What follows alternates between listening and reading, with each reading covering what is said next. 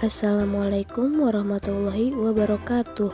Kami dari kelompok 9 akan menjelaskan tentang puasa landasan kesehatan fisik dan mental.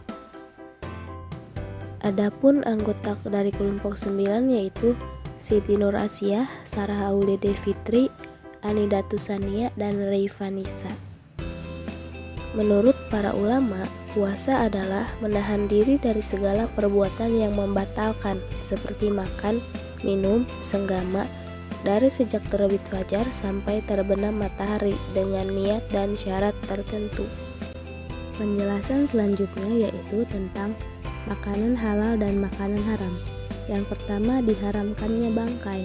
Secara ilmiah, hewan mati karena dua kemungkinan, yaitu karena usia yang menua atau karena sakit. Jika hewan mati karena sakit, maka yang memakan dagingnya akan dihadapkan pada penyakit menular melalui perpindahan bakteri secara langsung apabila tidak dipanaskan dengan baik, dan atau melalui lemak yang mengandung bakteri yang tidak mungkin membunuh dengan dipanaskan. Larangan makanan bangkai adalah untuk mencegah pindahnya bibit penyakit dan bahaya yang ditimbulkannya.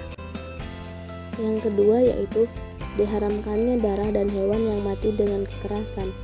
Darah bagi makhluk hidup memiliki dua fungsi. Yang pertama, memindahkan makanan yang diserap oleh usus seperti protein, zat gula, dan lemak ke seluruh tubuh. Di samping membawa vitamin-vitamin, hormon, dan oksigen serta semua unsur hidup yang dibutuhkan. Yang kedua yaitu membawa sisa-sisa makanan yang membahayakan tubuh dan usus yang keluar sebagai kencing, keringat, dan lain-lain, sehingga makhluk hidup bersih daripadanya. Apabila binatang itu sakit, bakteri-bakteri itu akan berkembang biak di dalam darahnya, atau darah yang berfungsi sebagai perantara yang memindahkan bakteri dari satu organ ke organ yang lain.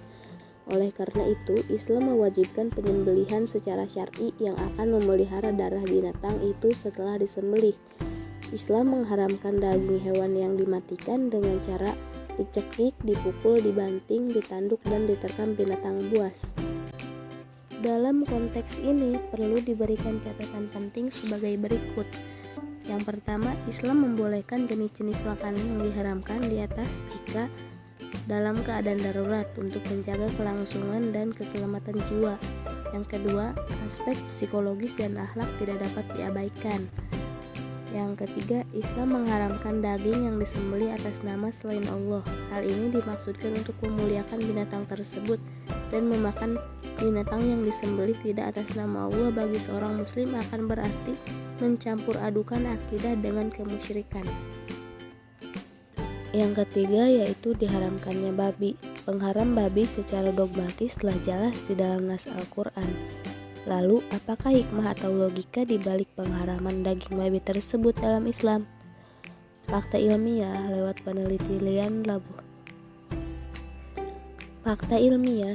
penelitian laboratorium membuktikan ada 5 faktor yang mendorong diharamkannya daging babi, yaitu yang pertama, daging babi mengandung berbagai jenis cacing. Yang kedua, daging babi lebih banyak memungkinkan untuk memindahkan segala jenis penyakit daripada jenis lainnya. Yang ketiga, minyak babi sulit dicerna dan kemungkinannya bertambah untuk terserang penyakit pada pencernaan, liver atau saraf menjadi beku. Yang keempat yaitu influenza yang ganas. Sains modern menjelaskan bahwa babi berfungsi sebagai pembawa atau penyimpan bakteri ketika influenza mewabah di tengah-tengah petani dan peternak babi. Selain babi, Islam juga melarang daging hewan pemakan daging lainnya. Alasannya yaitu jenis daging yang menjadi makanan suatu bangsa akan mempengaruhi kepada insting bangsa tersebut. Yang kedua, mendorong penyimpangan seksual. Hal ini dapat juga dilihat dalam kehidupan atau perilaku hewan pemakan daging yang pada umumnya tidak mempunyai aturan-aturan keluarga yang kokoh. Yang ketiga, pemakan daging lebih cerdik dari pemakan rumput. Misalnya anjing lebih cerdik daripada kelinci, domba, atau kambing. Kecerdikannya ini menjadikan lebih mengerti terhadap penyembelihan dan pembunuhan daripada hewan pemakan rumput lainnya. Anda tidak akan tega memakan daging anjing peliharaan Anda misalnya, karena ia dapat merasakan rasa sakit seperti Anda.